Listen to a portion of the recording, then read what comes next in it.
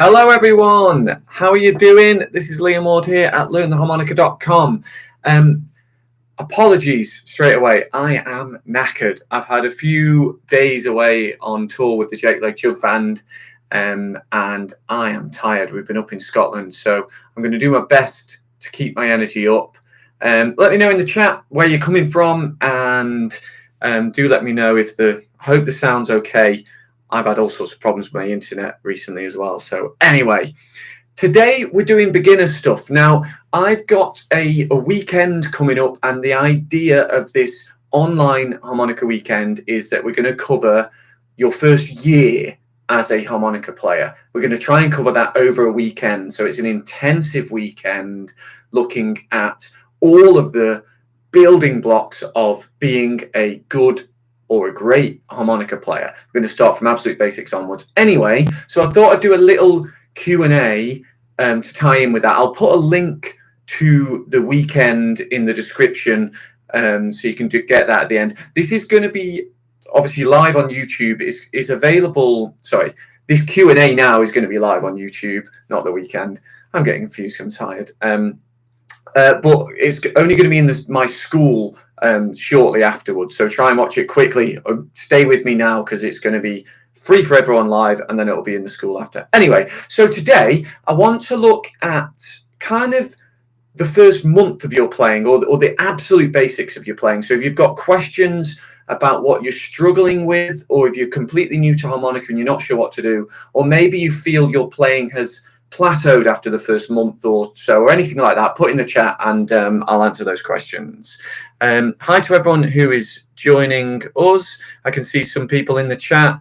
Do let me know any questions as you go. I've got some lined up, so I'm going to start with them, and then I've got some ideas of the stuff I want to tell you about. I want to help you to focus on the most important stuff as a beginner. Okay, so what should you be doing as an absolute beginner? What should your sort of focus be?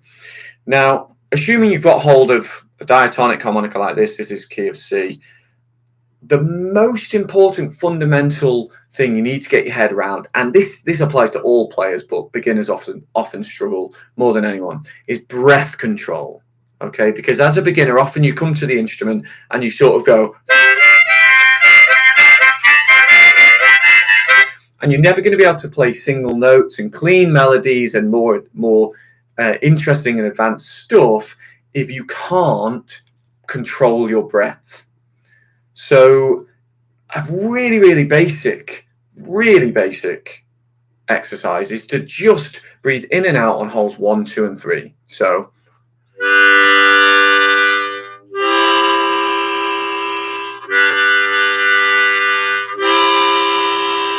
and my aim here is not necessarily to make music, but to learn to breathe gently, solidly and confidently, but gently, because the tendency can be to kind of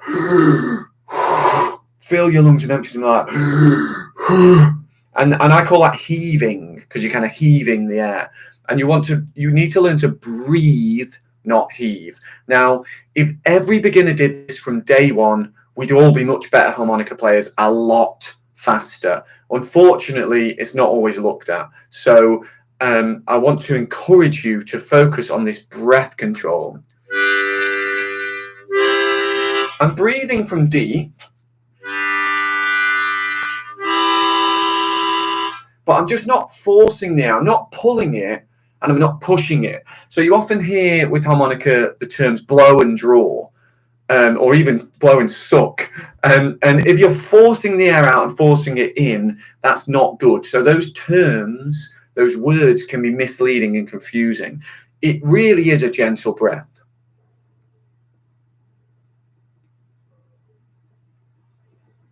You can see a little bit of movement in the Adam's apple here, but there's really not any much tension here. Even my lips that are trying to isolate the whole are nice and relaxed. So if you take one piece of information out of this as a beginner, you need to get that breath control. You need to learn to relax. And it helps if you do, cheers, James. I love you. Thanks for the tip.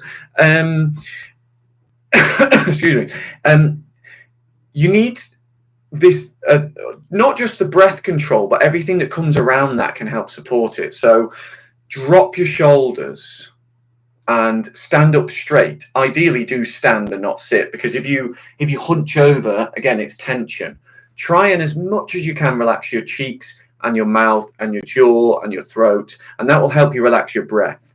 Because once you increase tension somewhere and introduce tension somewhere, tension can introduce itself other places, and you can start to use force rather than letting the instrument play itself, or play the way it wants to play. We've got Jan or Jan in Norway.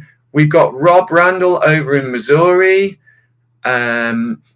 We've got Tanya joining in. We've got loads of people in the chat here. Thanks for tuning in. We've got Deepak asks a question. I'm not sure I understand this. Let me know if you can rephrase it, and I'll answer another question whilst you are. But Deepak Darji, I think it is, sorry if I'm saying that wrong, said, how is the mouth organ without scale changer? I'm not sure what you mean by the question. See if you can rephrase that if you can. Okay, so Jim Greenway contacted me, I think this was an email, and said, what do you think of Howard Levy's Rhythms of the Breath, Volume 1 and 2? Okay, so I think I only have Volume 1. He sent me one. He sent me a copy. I've got one in here somewhere. I'm not going to be able to find it now, am I? But I think as a beginner, if you start Howard's book as an absolute beginner, it's not going to do you any harm, and it could really help you. But what I will say is that the point of the book, I believe, or the inspiration for the book, was that he was finding in studio sessions he couldn't play some really fast phrases that he wanted to play. He couldn't play them as fast as he wanted, or he couldn't apply other things from other instruments to the harmonica. So what he's written and what he's doing with Rhythms of the Breath, and I'll put a link again to it in the description, is he is trying to apply drum rudiments to harmonica playing. So when you're learning to play the drums, there are these things called rudiments, these simple exercises, and they get increasingly complex, but exercises for giving you the foundational skills that you are going to need to be a good player. And Howard decided to try and apply this idea to harmonica playing, and specifically to moving around the instrument, so that you can quickly and slickly move around the instrument, left, right, in, out, and combine those quickly, because it's one of the most difficult things to do on the harmonica, is make things sound smooth or legato, move around quickly and fluidly on the instrument. So that's what the books are about. He sent me a copy. They're really good. You might find them as an absolute beginner, you might be a bit overwhelmed by them, but if you decide to take them slowly and use them as part of your other practice, or in combination with your other practice exercises, then they're a great resource. You will find them a challenge. The exercises in there are all based around different patterns, and it's definitely good as a beginner, once you're getting the hang of single notes, to try and learn some different combinations of notes. Now, that could be the exercises in Howard's book, or it could be simple scales. So as an absolute beginner, if you've never played a single note before and you're trying to play single notes, something like the major scale, do, re, mi, fa, sol, la, ti, do, would be a good place to start. So it sounds like this.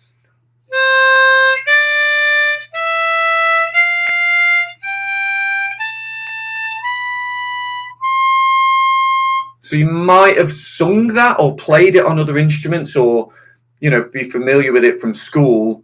As I say, sometimes it's taught as do, re, mi, fa, sol, la, ti, do. That's our major scale, in this case, C major. And on a standard diatonic harmonica, that would be 4 blow, 4 draw, 5 blow, 5 draw, 6 blow, 6 draw, 7 draw, and 7 blow. You've got that strange little change of direction when you get to 7 blow, or the whole 7 rather. If you kept going blow, draw, blow, draw, blow, draw, blow, draw, it wouldn't sound right. You'd get.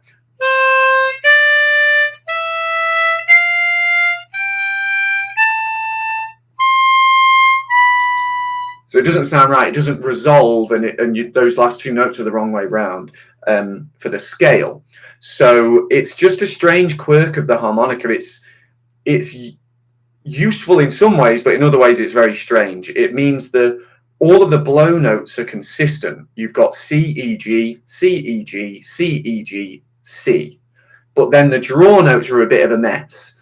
And as I say, it can be useful. You've got the full scale there in the middle of the harmonica, but it's a bit of a weird layout. It's one of those things to get used to. But scales can be really useful as a beginner for learning the geography, for finding your way around the instrument. It's a bit like having a map to get around a town. You know, you could wander and hopefully discover some good stuff and find your way around, but it'll take longer and you might get lost and confused and disgruntled and end up going home again. So scales are a way to navigate, find your way down certain streets and have a harmonious time, you know. We've got people from India. We've got Jacques in Canada. Yeah, we've got loads of people joining. I try and change sort of do a range of different times for these live Q&As. I haven't done one for a while, but I try and do morning, afternoon, evening. So it's currently 6 p.m. in the UK. So I'm sure it's all sorts of other times where you are. We've got people in Asia and in North America. So I appreciate you joining in wherever you are. Sue says, could you recommend a warm-up routine? Okay, yeah, so let's talk about your daily routine as a player. So the first thing that you need to know is that ideally you want to be playing every day. You want to be picking this thing up, even if it's just for a few minutes. If you can only spare 3 minutes, that's fine. That's great. That's cool. 3 minutes of focused time with this is better than nothing. And actually, it's better to do a little bit every day rather than like a huge chunk once a week. And that's because your body needs to learn the muscle memory, and you need to sort of psychologically, mentally get the skills that you're trying to achieve. And if you're doing it once a week, you've then got a whole week to forget again. And often you start the next week kind of just where you were before the last session, or even further back, you can go backwards. So it can be counterproductive. So ideally, pick the thing up every day. The short answer is the more you pick it up, the better you're going to get. But in terms of what to do with that time, if you really want to get better on this thing, there's two things that I think are crucial.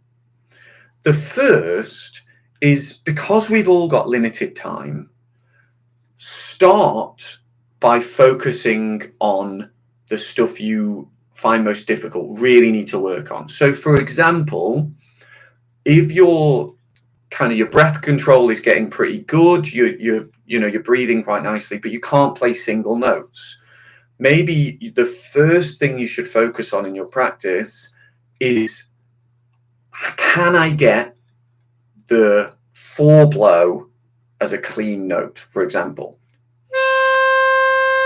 A specific task with a specific goal like that, a nice clean 4 blow.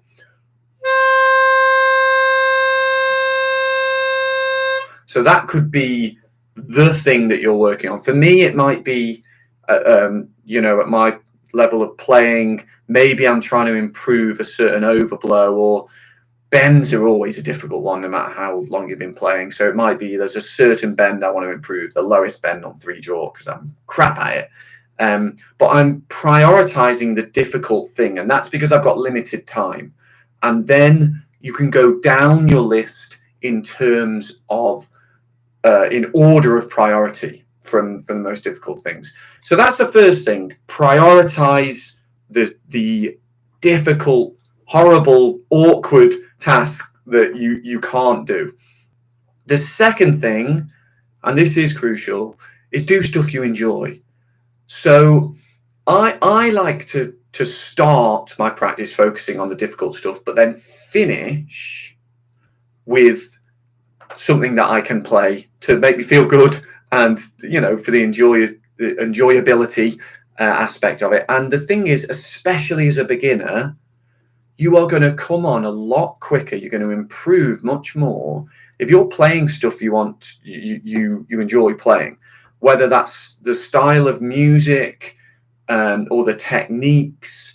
But you need to be doing stuff you enjoy. So I would definitely recommend, as part of your practice, working in some stuff, and ideally I think towards the end of your practice, something you are good at. And that might be not much at first when you're a beginner, but that's okay. Even if there's one little ditty, one little tune. And then in terms of warm up, I really think this breath stuff is massive, because I've come back over the years, time and time again. I've taught thousands of people over the years, and I've always seemed to come back to this idea of the breath control. And it's because I've met players of, who are absolute beginners, players who've been playing for 50 years. And some of the people who've been playing for 50 years, they still don't have good breath control. So they'll be really pulling on the edge, which is not, there's no control in what they're doing. Even if you hear someone sounding soulful and bluesy, they've got breath control.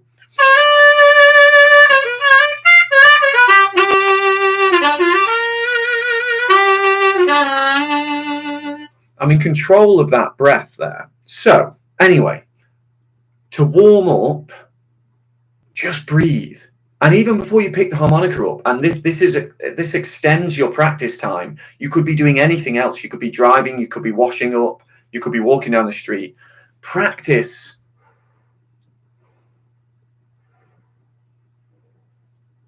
A nice deep breath, but without any force. So what happens when you start to introduce tension and force into the breath is you'll probably end up bending the note. Sounds thin. You won't get, that's a 4 draw. You won't get that. You'll get. So as a very quick warm up, you could just do some in and out on the harmonica. Maybe a simple scale if you can play a simple major scale, or a very quick song. I mean, I don't mean a fast tempo, but a very short song, a verse of a song. But don't waste too much time at the beginning on this stuff. It's just a way of easing your way in, and then you're getting into the tough stuff, the difficult stuff, because we've only got so much energy and attention on any given day. Even if you're someone who's good at focusing, there's only so much of your best self that you can give to practice. So focus in on the nasty stuff. That's if you really want to improve. Bluebird123 says, have you ever tried to play with a harmonica and guitar at the same time? Yeah, using the harmonica holder. So, okay, here's a confession. I'm terrible at the guitar. That guitar hangs up there. That was given to me by my uncle. Cheers, Uncle John. I very rarely get it down. If I showed you close up, you'd see that it's covered in dust. I'd love to play guitar. I'd love to play piano. Sadly, I seem to end up playing all the novelty instruments in my jug band. So as well as the harmonica, I play jug, washboard, comb and paper. I'm learning the bones and the spoons at the minute. Musical saw. This is a saw in here. It's in a case, but there's a saw in there. And that ding you heard was the washboard. So I don't play guitar really, but I do often play washboard, and I will use the rack, the holder, at the same time as well. So here's my washboard, lots of sardine cans on it, and that's what you heard. Oh, you might have heard this. Anyway, so I often use the washboard at the same time as the harmonica, and so I'm using a harmonica holder, and it is difficult. And one of the reasons it's difficult is that it's hard to get even with a good harmonica holder, it's hard to get really on the instrument and create a good seal around the instrument, which is another foundational technique that as a beginner is really, really important. The other reason it's difficult is because you're doing something else. Even if you're just hitting something like I am, rather than intricate guitar playing, it's, you know, it's like the what is it? Patting your head and rubbing your tummy at the same time or something. But it's hard to get a tight seal or a good seal on the instrument because it's out there on a rack. And this is really important as a beginner. So let's say you're trying to focus on single notes. Most beginners use what's called lip pursing or puckering, where you isolate the single note by making your mouth small enough that no other notes creep in.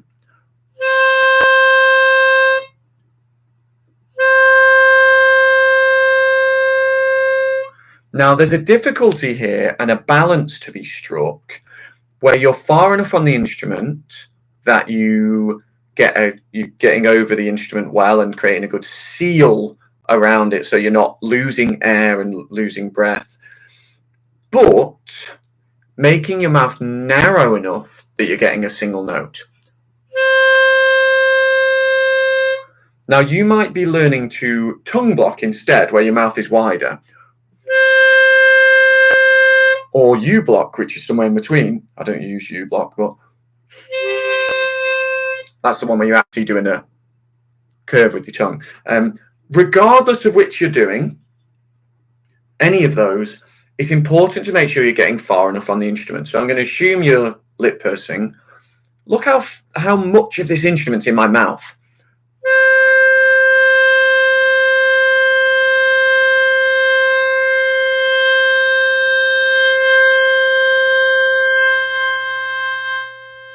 It's even more if I'm tongue blocking. Now, this is confusing and difficult for beginners because beginners often do what my first teacher, Matt Walker, used to call the old lady pucker. The little old lady kind of going, ooh. So if you do that, you can isolate a note, but it's really inefficient. And what happens then is you blow too hard. You force the air and then you draw too hard. You send the reeds out of tune. Your tone is thin.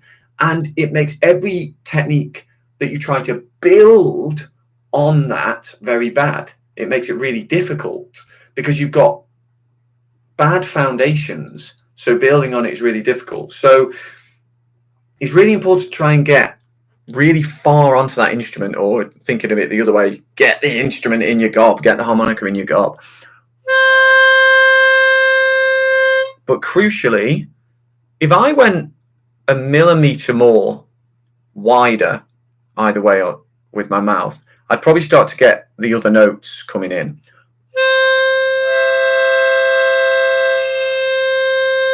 So it's that they're just pinched a little bit. So there's a little bit of tension in your cheeks. And at first you might find you get tired. That's normal. You might find that you're getting tired. Again, you can do this practice even without the harmonica. You can sit there, you could be doing anything. I mean, people might think it's strange, but all harmonica players are strange. So that shape, it's not a natural shape you would make for anything else, as far as I'm aware. Do you use that shape for anything else? Maybe you do. But that is crucial. And as a beginner, if we're thinking again about your first few weeks, your first few months as a player, that is massive. Getting that ability to have the width, but or the narrowness rather, but also get on the instrument, really chomp on that thing. So don't be tentative. Don't think of it as just pressing your lips to it, thinking it, put them around it. This is the same breath, but as I come in and out, you'll hear how much louder it is, and therefore more efficient my playing is when I'm further on. Same breath.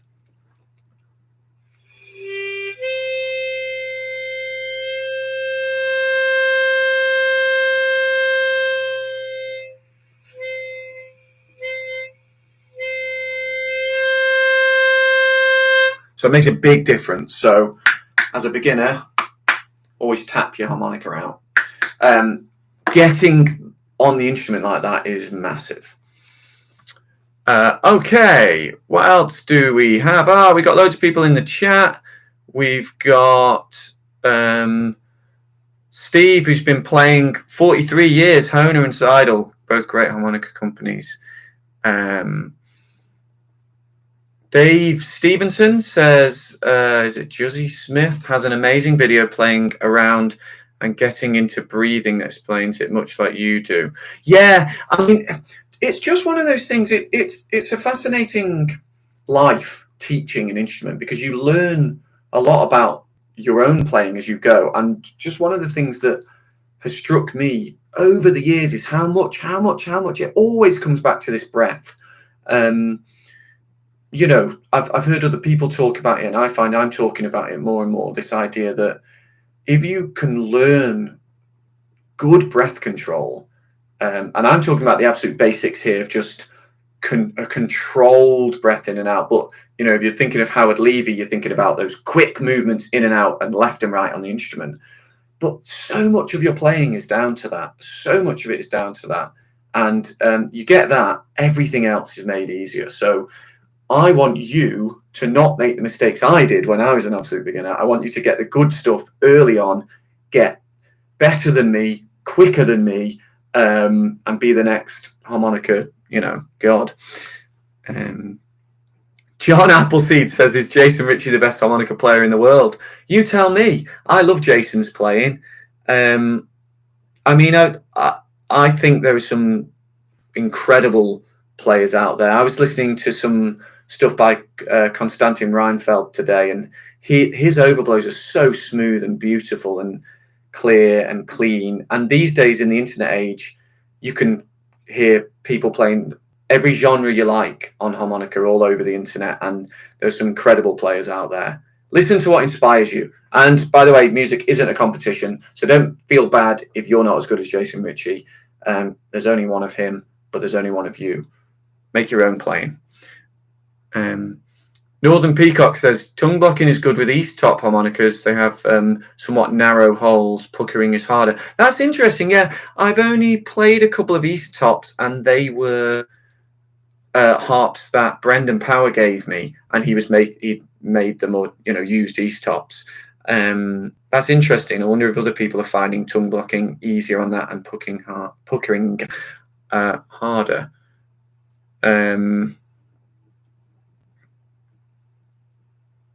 Martin R says, you offer a workshop that teaches in a week/weekend what I usually learn in a year. How's that supposed to work without a time machine? Yeah, so let me explain, Martin. The idea of my weekend is that it's a fast track harmonica weekend. So I've taught, as I say, thousands of people over the years, and obviously I've been through the process of being a beginner harmonica player myself. So the idea of the weekend is I've put together a schedule of all of the stuff that I think as a beginner you need to get to grips with, and I'm going to try to give you over the course of the weekend as much instruction, intensive instruction on those things as I possibly can, so that by the end of the weekend you'll have the basics of all these techniques.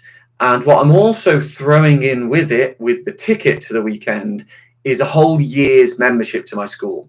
So if there's anything you feel you need to follow up on or need more time to develop, then you can go to the school and use it, all of my courses, all of that, all of the forum, everything for a year. But over the weekend, the idea is that if you're not sure where to go, what needs to be learned, how to focus on the right things, then I'm going to help you to do that. Because I found, don't know what you find if you're a beginner player, I found as a beginner, I didn't really know what to focus on. I didn't know whether this, that, the other was the right thing to learn.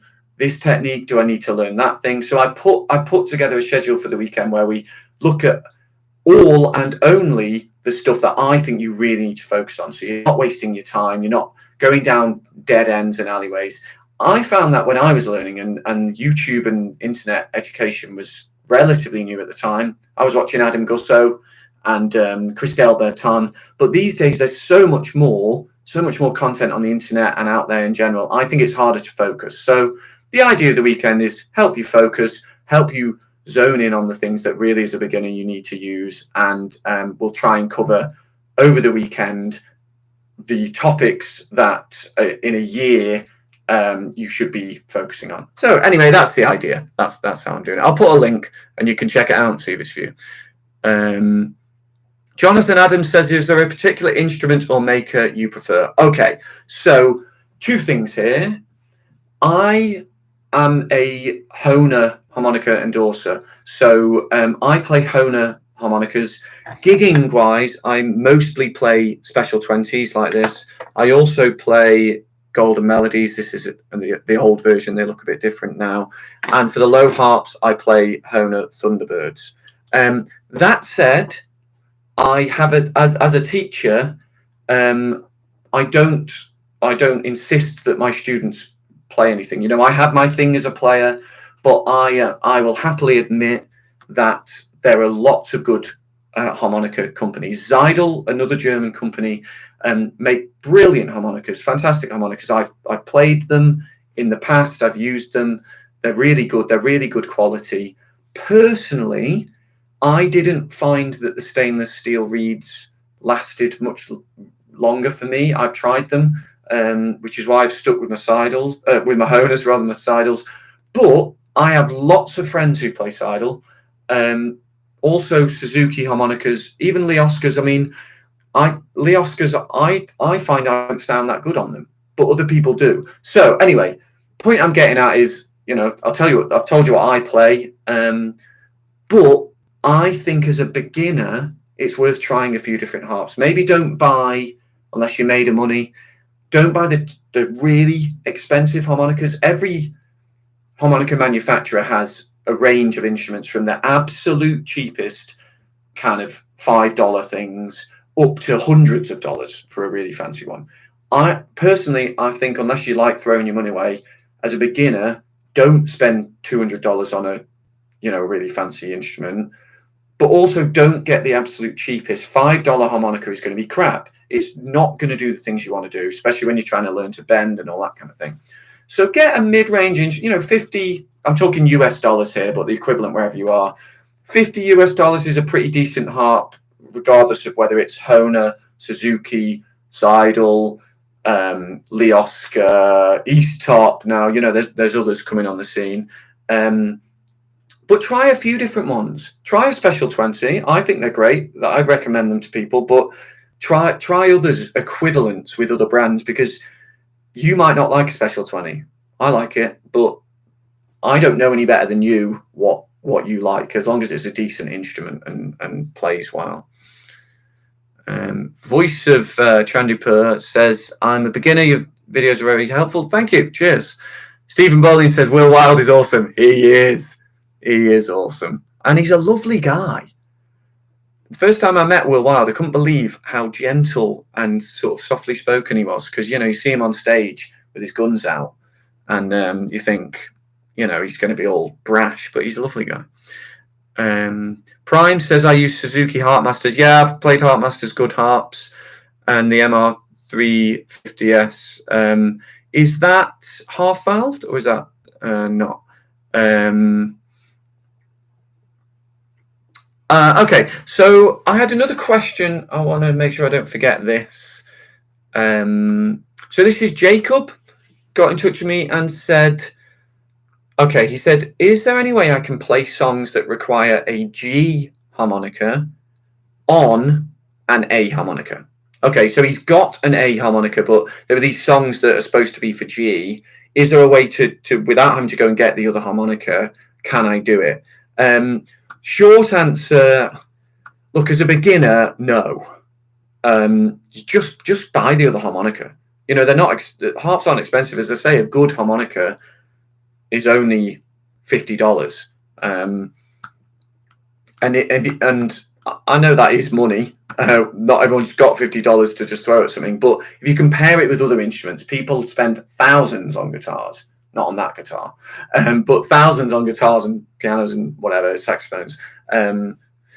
So it's not much money to have to go and buy the other one. Even if you get all keys, it's still cheaper than most other quality instruments. The longer answer is it's possible to play any set of notes. You know, you might have to move the octave it's in, but you know, you can get the full scale on any key of harmonica. If you can do advanced techniques, bending and overblowing, you can fill in the gaps. It's really difficult to do it well, and as a beginner, that's going to be way beyond what you're trying to do. If you are listening to something and there's a harmonica part and you're trying to learn that, so there's a tune and it's uses a G harmonica and you want to play that on your A, even if you could do the advanced techniques and find those notes, pluck those notes out, it's not going to sound exactly the same as if you used the actual key of harmonica you were supposed to.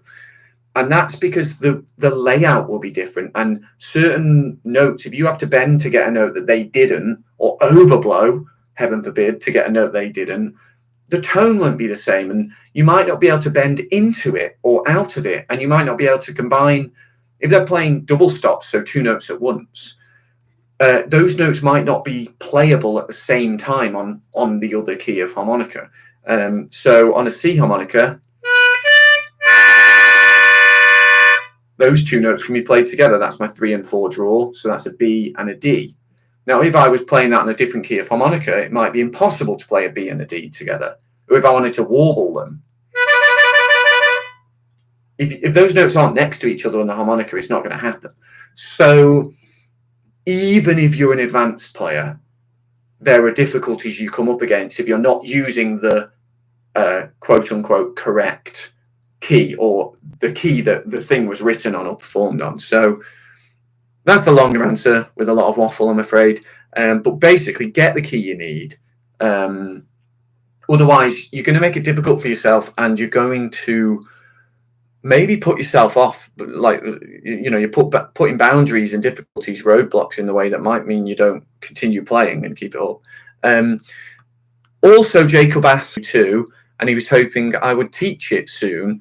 I actually have a tab for that on my website, and there it is. I put it in the chat. Again, I will put it in the description. But yeah, I do have a tab for that. I haven't done a lesson on it, so maybe I'll do maybe you know I have a tab and you wanted me to do a lesson. But there we go. Stephen says, wild tunes harmonica help with what you're currently speaking about. Yeah, I mean, different tunings of harmonica can open up different options for sounding like a different key of harmonica, or, you know, or different instruments.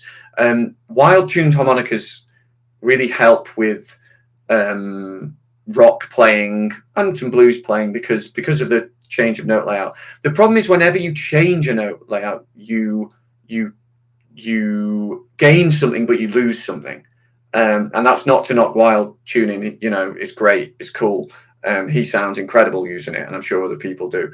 But whenever you change a note on this instrument, retune it, change it for a different note, you lose the original note, and you might be able to bend to get that note, but it's still a compromise. It's always a compromise. This instrument, sadly, is always a compromise, and only the very best, much better than me, only the very best players make it sound really smooth and every note really perfect and in tune and just incredible. You know, it's really difficult, and we're way back talking about beginner stuff here, you know, so the idea of kind of all these different tunings can be a bit overwhelming.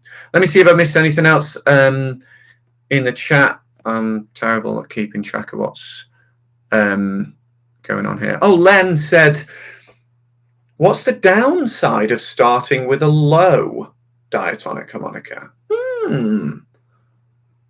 I mean, what I would say is there's two big benefits to starting with a standard key of C. One is that it's a mid-range instrument. So what I mean by that is the standard keys of harmonica go from a key of G up to F or F sharp, and in the middle sits C. So C is not too high and not too low. So that means that if when you're learning techniques, even just simple breathing and playing single notes, you're not going to find the reeds too big and heavy, and you're not going to find them too small and therefore hard to manipulate for the opposite reason. I don't know what I'm looking at there. So it's mid-range. So that's the first thing. The second reason, and it's a simple thing, C is great, is most harmonica education online is using a key of C. There's loads of exceptions to that, but especially for beginner stuff, they'll always assume you're using a harmonica in the key of C. That's down to history, convention, and music theory. But basically, get a C, and you'll find you're much more easily able to interact with the online harmonica stuff. A lot of the techniques on harmonica, you could watch a lesson and learn the technique. I could teach you to bend on a C, but you're on a different key of harmonica, and you could still learn the technique.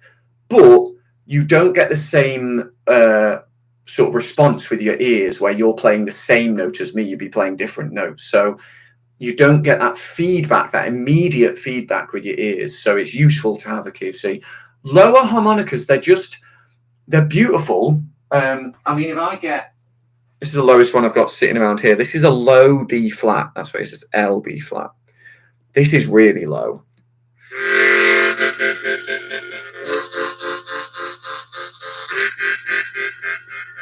I have got a low F, a double low F, and I've got a bass harmonica, which is a different beast entirely.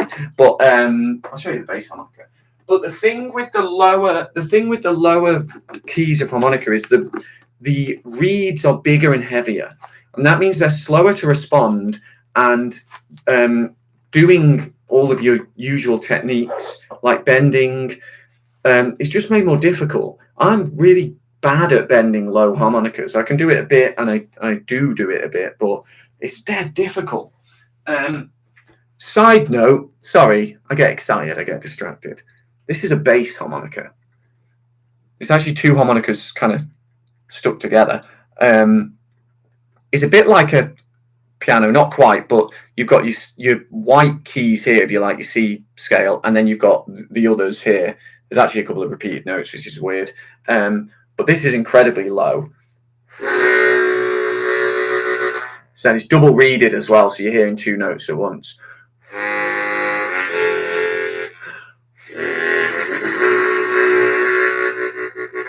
Anyway, I used this on a session recently.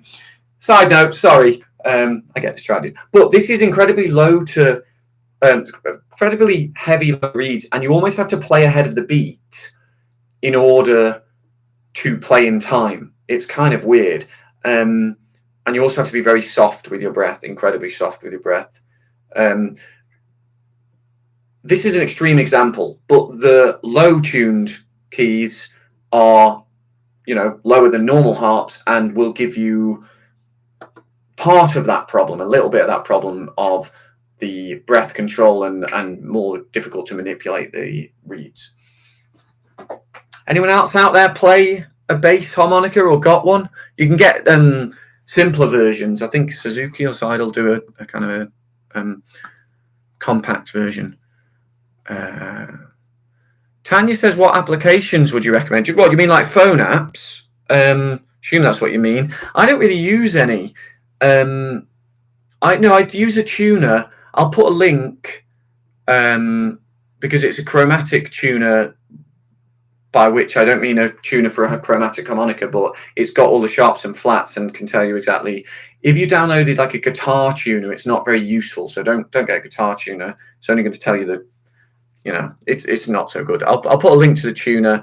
I did when I first started out, and this, show my age. We didn't have phone apps back then, but we had computer software, and I had the bendometer or bendometer. They did then make an app out of that, and there's other equivalents now that show you visually when you're bending. That's fine, but I would say, and you'll hear other harmonica players say this too, that you don't want to start relying on your eyes more than your ears. So it's kind of better to have a reference point with your ears than just a visual thing, because you're almost letting your ears off the hook. You're saying, you don't need to do the job here. I'm going to look at it, and this thing on the screen will tell me what I need to do, which can be a bad habit. So you're better off working out, for example, if you're trying to bend a note, you're better off, let's say I'm trying to get the A note on my C harmonica.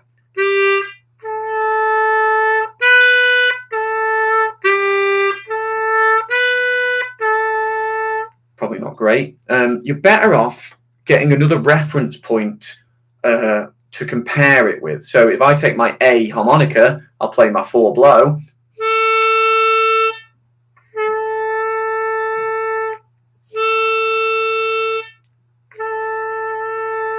And go back and forth and try and match those. That wasn't particularly great, and tone was not right. But the point is, I'm comparing the two with my ears. Now, if you then want to go and check it on an app or, you know, some kind of tuner, that's cool, that's fine. But it shouldn't be your only way of checking a note.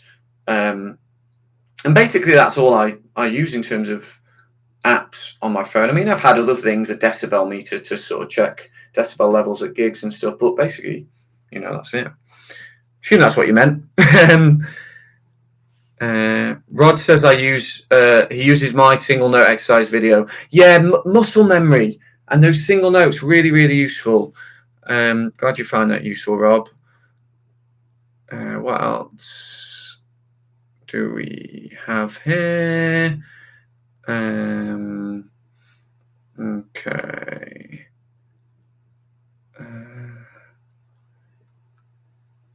Stephen says Muddy Waters, Charlie McCoy are my hero players. Yeah, fantastic. I met Charlie McCoy, and he was so humble and lovely, and we sat in a basement in London and just chatted, and he was telling me all about the, you know, sessions. He's done thousands of sessions over the years. Absolutely incredible. Okay, what else do we have? Let me see.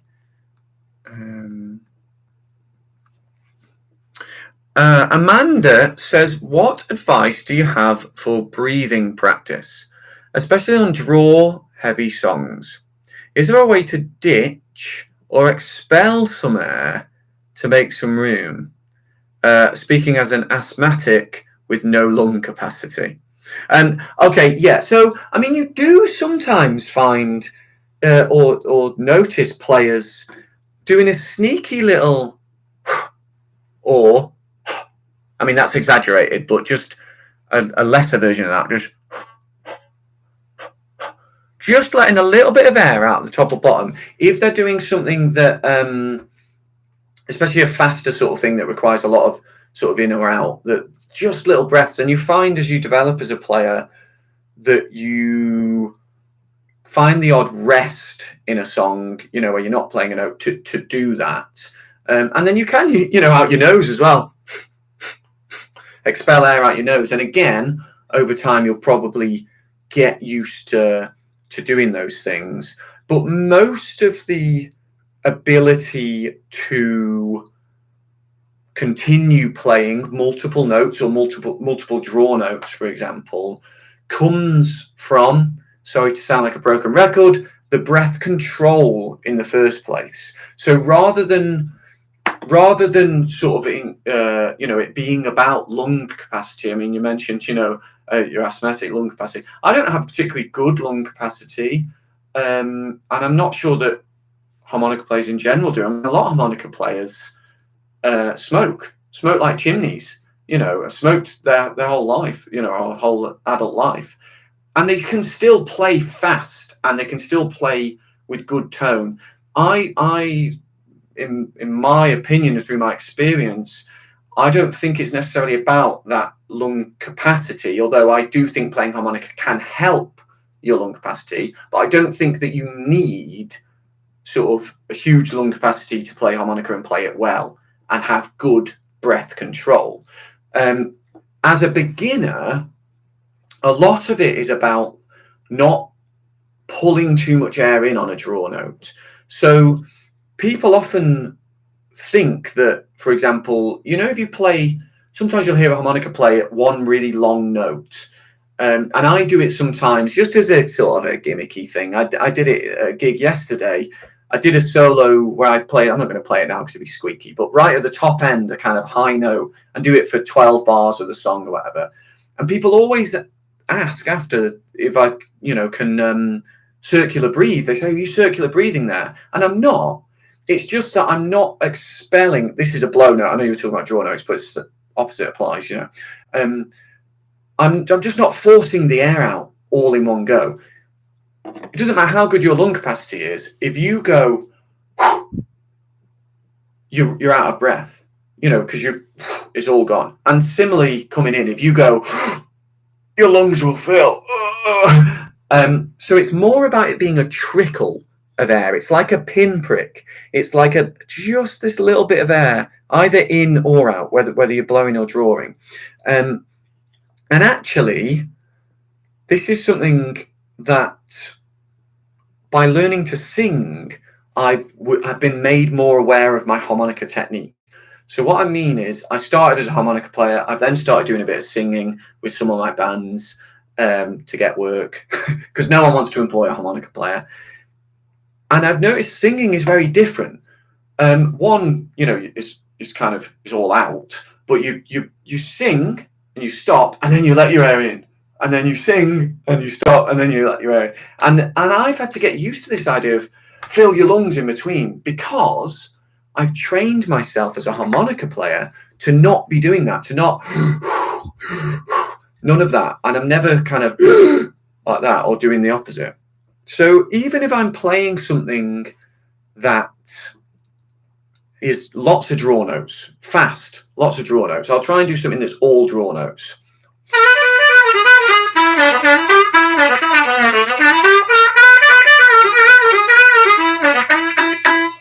I mean, I was tired by the end there. But two things I noticed. I actually did subconsciously, unintentionally, a little with my nose in the middle of that, just at a pause. I came down here to the 2 draw, I think, and then I went, just unintentionally, because I've learned that over time. So you could consciously practice doing that. You know, you could play some draw notes and just force the air out with your nose and then continue. You could do a little bit of that as actual practice. But more importantly, and what will make a bigger difference, is learning that you're always balancing your air. You're never pulling loads of air in, and you're never pushing loads of air out with your playing. Sorry, that's pretty wishy-washy, and I haven't given you particular exercises, but I do believe that if you rewind and go back to this idea of the breath control, it makes a big difference. Because harmonica players tend to be really not using that much breath when they're playing, if they're a good player. Generally, it's the not so proficient players who are kind of forcing the air in and out.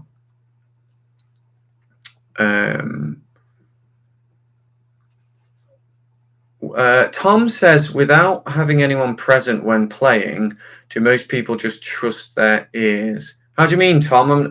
Trust your ears. What, trust your ears if you're playing in tune, if you're playing the stuff right? I'm not sure quite what you mean. Tanya says, got it. Thanks a lot. No worries, Tanya. Oh, this is a good question from Frank. Frank says, why do you generally prefer to play a 2 draw instead of a 3 blow? Yeah, so for anyone that doesn't know, the 2 draw note on a standard diatonic harmonica is the same note as the 3 blow. It's a repeated note. It's again another funny quirk of the harmonica. And you'll hear harmonica players like myself and others talk about using the 2 draw as opposed to the 3 blow. Now, both of those notes, you know, they're the same tone, so they can be useful. They can both be useful. But the 2 draw, you can bend it. You can get a really rich vibrato, and you can bend it to get other tones. So, for example of the vibrato,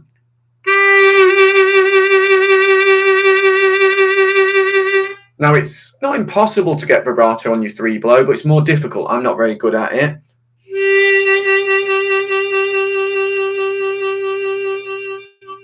So that's on my 3-blow, but it's harder to get, and it's not so useful and rich. But more than that, on the 2-draw,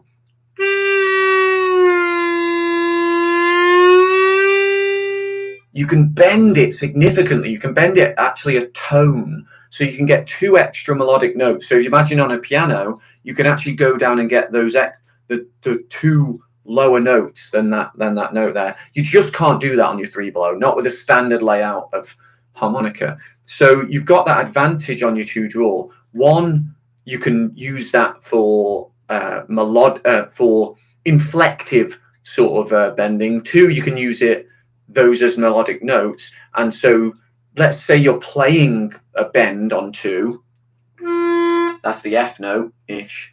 If you want to then go to the G, which is the 2-draw 3-blow, you're probably going to use the 2-draw because you're already on the whole 2. You might choose tactically to use the 3-blow if you want to let some air out. So going back to the lady, I can't remember who it was, question about the drawing lots of notes, you could choose tactically to use the 3-blow for that reason, to get some air out. You might also find if you've just played a 4-blow or whatever, you go to the 3-blow by choice because it's quicker. Say you're playing something fast. It's just a funny quirk of the harmonica. But generally, the reason you'd hear people say use the 2-draw, not the 3-blow, is that you can get a richer vibrato and bending tone on it.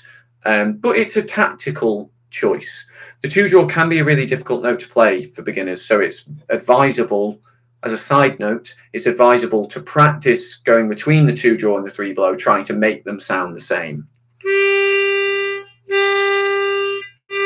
Because if you've got too much tension, again, we're coming back to breath control tension, then you'll tighten up and you'll probably bend the 2-draw by mistake, which is not good. Bending is cool and good, and we want to do it, but only in certain contexts when we're actually trying to play those bends. So you might find you get that sort of sound on the 2-draw rather than. So it's nice to compare the two.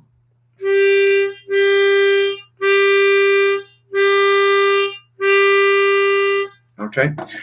We've got a question saying, what type should we play as standard? I mean, what type of harmonica?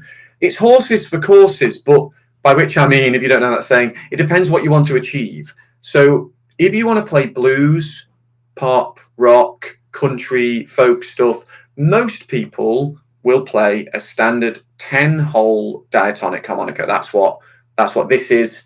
This is a special 20, but as I say, choose a brand that you like. 10-hole diatonic harmonica. If you wanted to play classical or jazz or more complex music with more interesting sort of varied chord changes, you might want to use a chromatic. This is a modern CX12. The old-fashioned ones look a bit more like this with a wooden comb, but crucially they've got this button on the end, and that means you get all the sharps and flats, so you don't have to worry about bending and all that kind of thing. But they do have a different tone to them. You can't bend them in the same way, and they're slightly different note layouts. They're the two most common types. There are other types, but most people start with the diatonic. These are more expensive as well, so if you're looking for something affordable. Okay, I think we're coming to the end. Any last minute questions? I'm going to see if there's anything in the chat, and if you get in quick, I might have time to answer it, but I think we're going to sort of wrap it up soon. Okay, what else do we have? Jack says mostly own special 20 and Seidel session steel. Yeah, I know a lot of people that play the session steels. And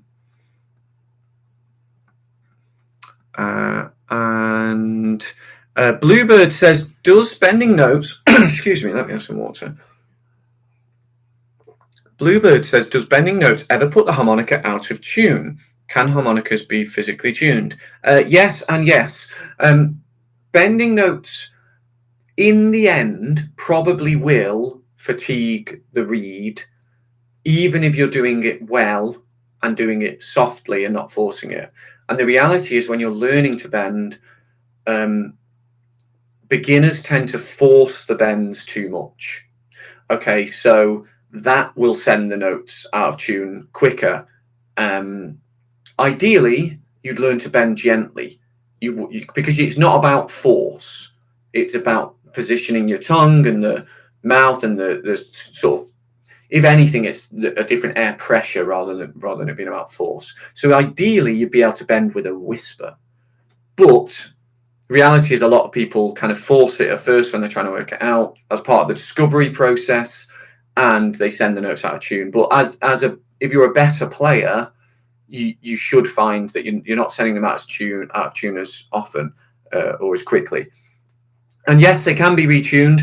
It involves taking the harmonica apart, and you can either file the reed or add extra material to the reed to make it higher or lower. I don't really do it, but a lot of people do it these days, and you can buy a kit from various manufacturers and all the main manufacturers that help you. But a simple little file will do it. But they're delicate, they're small. Please don't do it unless you're willing to make mistakes and break a harmonica, and send it to an expert if you really want it done properly. Tanya says, thanks so much for this opportunity and clarifying the stuff. You're welcome, Tanya. Thanks for joining us from Kiev. Cool. I'll try to get to Kiev one day. I've never been. Okay, I think that is it for me today. I hope that some of this stuff has helped you. If you're interested in checking out my Fast Track Harmonica Weekend, then I will put a link so you can find out more about that. I'll put it in the description as soon as I can so you can see that. And I'll be back at some point. Let me know, maybe drop me an email or put in the comments other Q&As that you'd like, things that you'd like to know about, any topics you'd like to discuss. And I look forward to seeing you then. Thanks for joining me, and I hope to see you again soon. Cheers.